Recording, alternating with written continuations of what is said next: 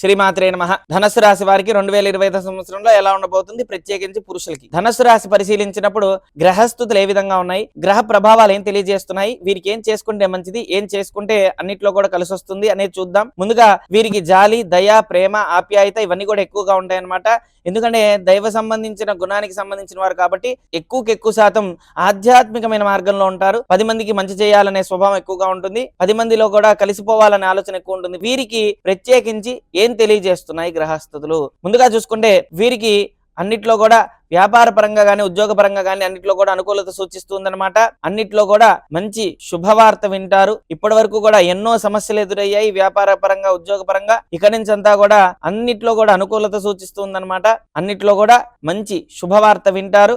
వ్యాపార రంగం గాని, ఉద్యోగ రంగం గాని ఎటువంటి సమస్యలు లేకుండా, ఎటువంటి ఇబ్బందులు లేకుండా ముందడుగు వేస్తారు. వీరికి అన్నిట్లో కూడా ఉద్యోగ సంబంధించినలో చూసుకుంటే కుటుంబ వ్యవహారంలో కలిసి ఉండటం, కుటుంబ వ్యవహారంలోనే ఎక్కువగా కూడా ఉద్యోగ సంబంధించిన వ్యవహారం గాని ఏదైనా సరే కుటుంబ సంబంధించిన దానిలోనే ఎక్కువగా వచ్చే అవకాశం ఉందన్నమాట.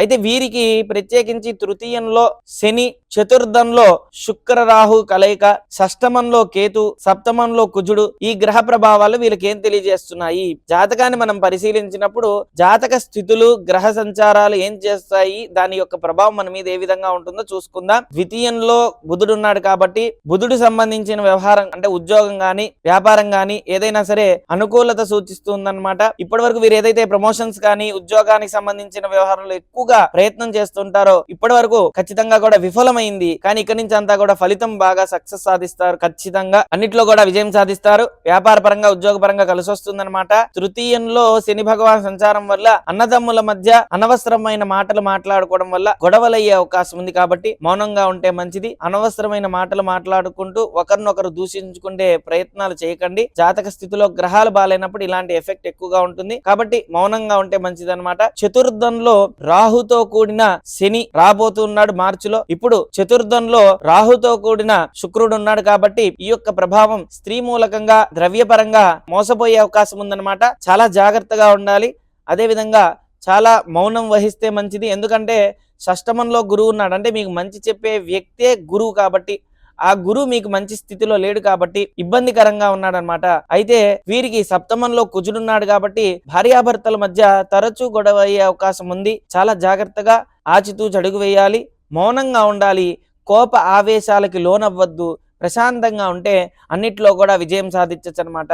వీరికి జనవరి, ఫిబ్రవరి, మార్చ్, జనవరి అయిపోయింది కాబట్టి ఫిబ్రవరి, మార్చ్ చూసుకుంటే వీరికి ప్రత్యేకించి శుక్ర అదే విధంగా రాహు కలయికతో ఉండటం వల్ల అనవసరమైన గొడవలు అవ్వటం, ప్రేమ ఆప్యాయతలు లోనవ్వటం, లోన్లీగా ఫీల్ అవ్వడం, తెలిసి తెలియగానే 10 మందితో ఎక్కువగా గొడవలు అవుతూ ఉండటం, ఏదేదో మాట్లాడుతూ ఉండటం, మాట్లాడిన దాని మీద అవగాహన లేకపోవడం, ఇలాంటివన్నీ కూడా ఎక్కువగా జరుగుతాయన్నమాట.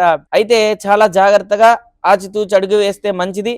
మార్చ్ తర్వాత నుంచి ఏప్రిల్, మే, జూన్ ఈ 3 మాసాలు కూడా శని ప్రభావం చేత ప్రప్రథమైన స్థానంలో ఉండటం వల్ల ఇప్పుడు చతుర్థంలోకి వస్తాడు.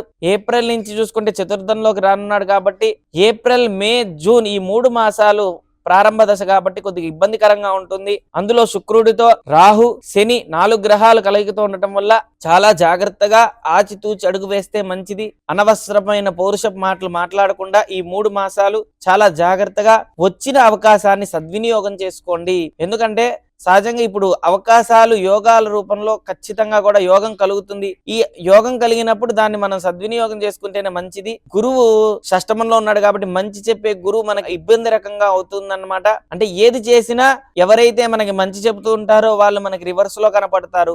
ఎవరైతే మంచి చెబుతారో వాళ్ళు నిజంగానే రివర్స్ లో ప్రవర్తిస్తారు. ఇప్పటి వరకు మనం అంటూ ఒక జీవితాన్ని గడుపుతూ ఉంటే మన జీవితంలో వేరే వాళ్ళు ఎంటర్ అయ్యి మన జీవితానికి తగ్గట్టుగా ఏదో మార్గదర్శకంగా చూపిస్తున్నట్టుగా లాస్ట్ కి మనల్ని చాలా ఇబ్బందులు పెట్టే అవకాశం ఉంది. ఇది ఒకటి చాలా జాగ్రత్తలు పాటించాలి. అయితే మన జాతకాన్ని క్షుణ్ణంగా పరిశీలించినప్పుడు జాతక చక్రం వేసి జాతక చక్రంలో ఏ స్థానంలో ఏ గ్రహం ఉంది, ఏ గ్రహ ప్రభావం చేత మనకి ఈ విధంగా ఉంటుంది, గ్రహస్థితులు, గ్రహ ప్రభావాలు, ఒకవేళ ఈ గ్రహం బాగాలేకపోతే ఈ విధంగా ఉంటుందనేది చెప్పడం జరిగిందనమాట.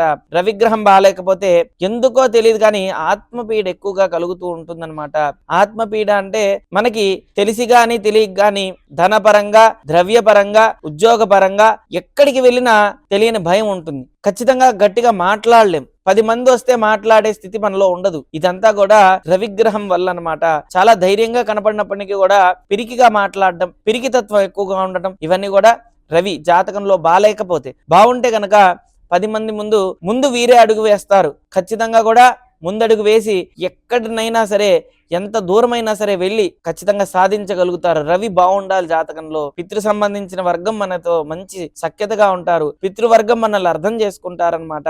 అదేవిధంగా చంద్రుడు బాగాలేకపోతే మాతృవర్గం నుంచి గొడవలు అవ్వడం, మాతృ సంబంధించిన వ్యవహారంలోనే ఎక్కువగా మానసిక వ్యధ ఎక్కువ అవ్వటం, అదేవిధంగా మనం ఎవరినైతే బాగా నమ్మి ప్రేమిస్తామో, ఎవరినైతే బాగా నమ్మి అన్ని వాళ్ళే మనం అనుకుంటామో వారు మనల్ని మోసం చేసే అవకాశం ఉంది చంద్రుడు బాగాలేకపోతే. చంద్రుడు బాగుంటే ఎంత ప్రేమ అయినా సరే ఇవ్వగలుగుతాం, ఆ ప్రేమ పొందగలుగుతాం. జాతకంలో చంద్రుడు బాగుండాలి, ప్రేమ అనేది పొందగలుగుతాం, ఇవ్వగలుగుతాం. కాబట్టి చంద్రుడు బాగుండాలి. కుజుడు బాగాలేకపోతే ఎందుకు అప్పు చేస్తామో తెలియదు, అప్పు అవుతూనే ఉంటుంది, అప్పు తీరుస్తూనే ఉంటాం, కానీ మళ్ళీ అప్పులు అవుతూనే ఉంటాయి. ఈ అప్పుకి సంబంధించిన కారకుడు ఎవరయ్యా అంటే కుజుడు అనమాట. దైవతా రుణం, మనుష్య రుణం, మాతృ రుణం, పితృ ఇలా లక్షల రుణాలు ఉంటాయి. చాలా మంది ఏమనుకుంటారంటే అప్పు అంటే ఏదో షాప్ లో తీసుకొచ్చే అప్పు కాదు. అప్పు అనేది మనకి ఒక వ్యక్తిని ఎన్నో సంవత్సరాలుగా నమ్మి అతనికి ద్రవ్య రూపంలో, ధన రూపంలో సహాయం చేసినప్పుడు ఆ వ్యక్తి మనకి సహాయం చేయకపోగా మన మీద 10 మందికి కూడా చెడుగా ప్రచారం చేసే తత్వం ఉంటుంది.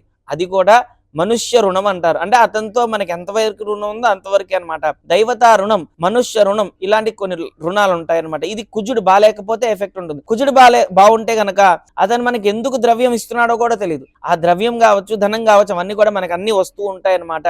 అలా ప్రతి గ్రహానికి చూసుకోవాలి, ఏ గ్రహం బాలేదు, ఏ గ్రహం బాగుంది, ఏ గ్రహ ప్రభావం చేత మన మీద ఇలా జరుగుతుందని చూసుకొని ఆచితూచి అడుగు వేస్తే ఎటువంటి ఇబ్బందులు లేకుండా ముందడుగు వేయొచ్చు అనమాట. ఏదైనా సరే జాతక చక్రాన్ని పరిశీలించినప్పుడు గ్రహస్థితులు ఎలా ఉన్నాయో చూసి పరిగణించి, జాతక చక్రం ఎలా ఉందో చూసి ఖచ్చితంగా కూడా వారికి తగ్గట్టుగా పరిహారం తెలియజేస్తే అన్నిట్లో కూడా విజయం సాధిస్తారు. ధనపరంగా అన్నిట్లో కూడా సమృద్ధిగా సంపాదన పెరుగుతుంది. ఓం శ్రీ దత్తాయ నమః, శ్రీ దత్తాత్రేయాయ నమః.